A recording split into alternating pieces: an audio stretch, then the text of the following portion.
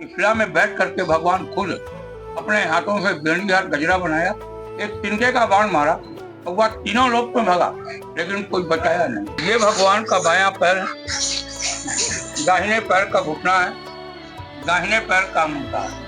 हम तो कहते हैं एक बार सभी लोगों को यहाँ पर घूमना चाहिए और दर्शन करना चाहिए। श्रेया माँ का दर्शन और उसके बाद मंदाकिनी, आरोग्य धाम और ये स्फटिक शिला। अखिल विश्व के स्वामी प्रभु श्री राम जब तक अयोध्या में अपने राजमहल में थे तब तक वो एक राजकुमार थे, लेकिन जब प्रभु श्री राम ने वनवास लिया, जब वो प्रकृति के करीब आए, तब वो जन जन के राम कहलाए। और चित्रकूट का एक विशेष योगदान है प्रभु श्री राम को जन जन का राम बनाने में।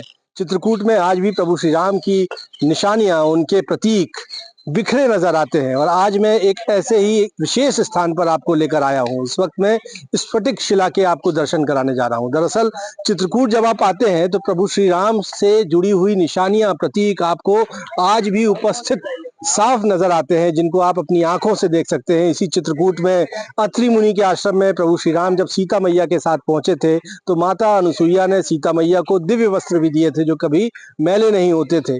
और इसी चित्रकूट में आपको ये पवित्र मंदाकिनी नदी दिखाई देगी। ये मंदाकिनी नदी गंगा मैया का ही अवतार मानी जाती है और ऐसा कहा जाता है कि माता अनुसुईया के तप से यहाँ पर मंदाकिनी प्रकट हुई थी। लेकिन मैं बात कर रहा था एक महत्वपूर्ण स्थान की, तो आइए आपको वो स्थान दिखाता हूँ जहाँ प्रभु श्री राम बैठा करते थे माता सीता के साथ। और ये स्थान है स्फटिक शिला।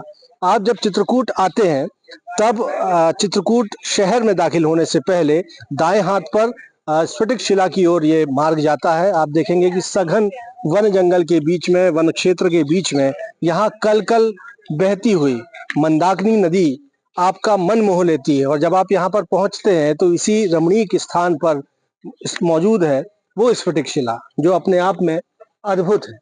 आप देख पा रहे हैं कि इस स्फटिक शिला को, ये वो स्थान है जहां प्रभु श्री राम कभी बैठा करते थे। और इसकी खासियत यह है, आपने मानस में सुना होगा, मानस की चौपाइयां आपको कुछ याद होंगी, या वाल्मीकि रामायण में आपने पढ़ा होगा कि स्फटिक शिला जिस पर प्रभु श्री राम बैठा करते थे। और इस शिला की एक खासियत है कि ये कभी गर्म नहीं होती, कितनी भी गर्मी हो ये हमेशा शीतल रहती है। और यहाँ प्रभु श्री राम के प्रतीक चिन्ह भी यहाँ नजर आते हैं। और इनसे जुड़ा हुआ एक अच्छा किस्सा भी है कि इंद्र के बेटे जयंत यहाँ पर कौवे का रूप धारण करके आए थे और उन्होंने सीता मैया के चरणों में चोंच मारने का दुस्साहस कर लिया था। लेकिन प्रभु श्री राम ने एक तिनका उनके पीछे छोड़ दिया था। और उसके बाद में तीनों लोकों में घूमने के बाद वापस क्षमा याचना करने के लिए जयंत, जो कि काक वेश, जो कौवे के वेश में थे, उन्हें वापस आना पड़ा था। और इससे जुड़ा हुआ एक किस्सा, यहाँ पंडित जी हैं, उनसे हम बातचीत करेंगे। लेकिन मैं यहाँ पे आपको सबसे पहले दिखा देता हूँ कि लोग किस तरह से यहाँ पर पहुंचे हुए हैं इस पावन स्फटिक शिला को देखने के लिए। ये जो चिन्ह यहाँ पर आप दिख रहे हैं, ऐसा माना जाता है कि प्रभु श्री राम के पद चिन्ह आज भी यहाँ पर उपस्थित है। पंडित जी हमको दिख रहे हैं, उनसे हम बातचीत करने की कोशिश करेंगे। स्वयं जंगल से फूल लाए, शिला में बैठ करके भगवान खुद अपने हाथों से बेड़ीहार गजरा बनाया, माता का अलंकार श्रृंगार किया। तभी इंद्र के लड़के जयंत को भ्रम हो गया कि ये भगवान नहीं, अगर ये भगवान होते तो औरत का श्रृंगार नहीं है। यानी कुछ बड़े लोगों के लड़के जो होते हैं उद्दंड टाइप के, उसको अहंकार हो गया, तो वो कौवा का रूप बनाया और सीता चरण चोंच हंसी भागा, माता के पैर में चोट मार के भागा। तो चला रुधिर रघुनायक जाना, शीत धनुष पाए संधान। भगवान को मालूम हुआ कि ये बदमाशी करने आया है, तो भगवान राम एक तिनके का बाण मारा और वह तीनों लोग में भागा, लेकिन कोई बचाया नहीं। तब नारद देखा विकल जयंता, लाग दया कोमल चिद संता। नारद जी ने कहा कि तत्काल बिना देरी किए वहीं पहुंच जहां अपराध किया है। तब दोबारा आया, माफी मांगा। भगवान एक आंख खोल देते हैं, बेटा आज भी कौवा एक आंख से हो। एक मिनट, ये भगवान का बायां पैर है, दाहिने पैर का घुटना है, दाहिने पैर का मुंडा है। जब घुटना टेक करके भगवान ने कौवा को बाण मारा, यहाँ राम बैठे, यहाँ माता जानकी बैठे। ये माता जानकी का पैर, पीछे लखन भिड़ा, ऊपर मंदिर, पंडित जी ने ये एक महत्वपूर्ण किस्सा बताया है जो कि रामचरितमानस में, रामायण में भी मिलता है, और उसी स्फटिक शिला को इस वक्त हम आप दिखा रहे हैं। इसके परिक्रमा का भी विशेष महत्व है। हम भी ये परिक्रमा कर रहे हैं और आप देखेंगे कि यहाँ पर वन क्षेत्र में सुरम्य नजारा आपको दिखेगा मंदाकिनी नदी का।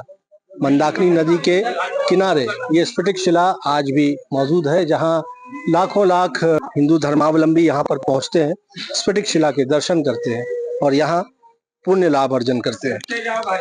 और आप देखेंगे कि स्फटिक शिला की महिमा ही यहाँ पर निराली है। बड़ी संख्या में श्रद्धालु यहाँ पर हमेशा पहुंचते हैं, प्रभु श्री राम और उनसे जुड़ी हुई स्मृतियों के जीवंत होने का एहसास करते हैं। आपने भी स्फटिक शिला देखी, प्रभु श्री राम जहाँ आए थे, आपको भी आने का सौभाग्य मिला, क्या कहना चाहेंगे? ये जो सौभाग्य है, हम सब लोग जो मनुष्य तन पाए हैं, बहुत सौभाग्य से पाए हैं।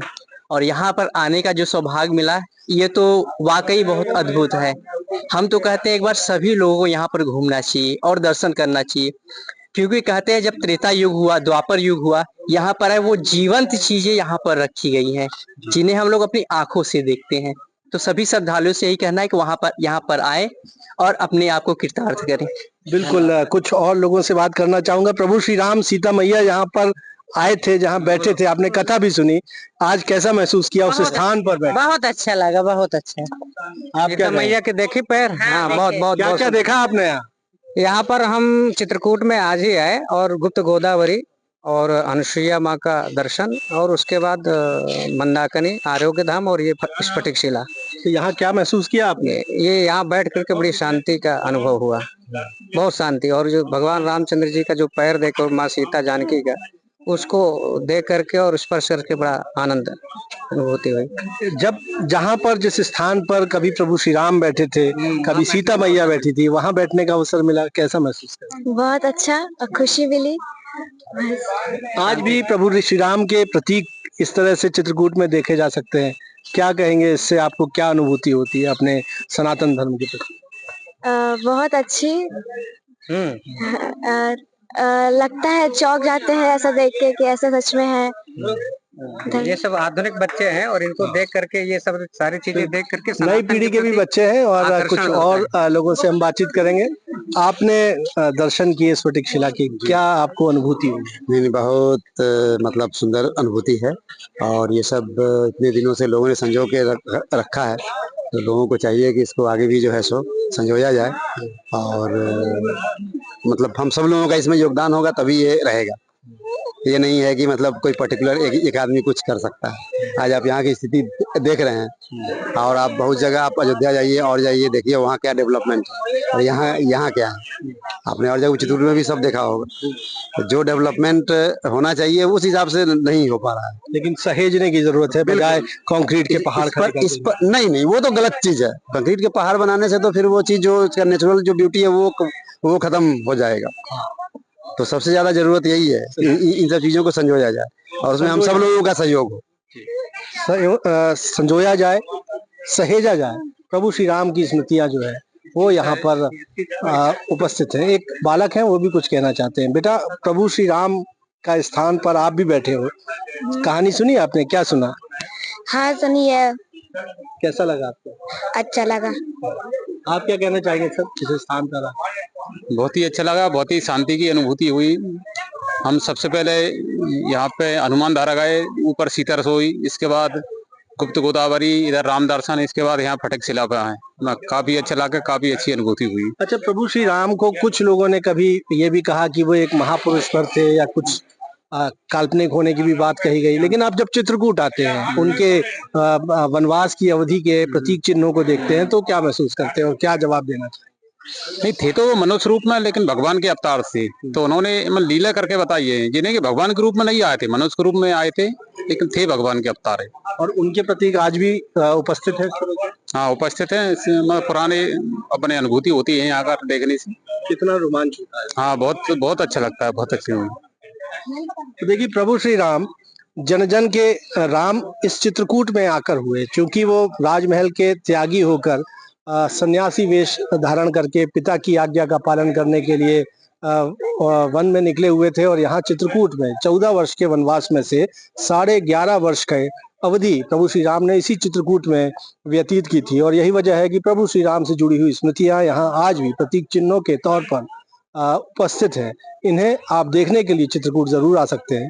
लोग ये मानते हैं कि ये अद्भुत विरासत है और इसे सहेज कर आगे भी रखने की जरूरत है। आप क्या राय रखते हैं हमें कमेंट करके जरूर बताएं।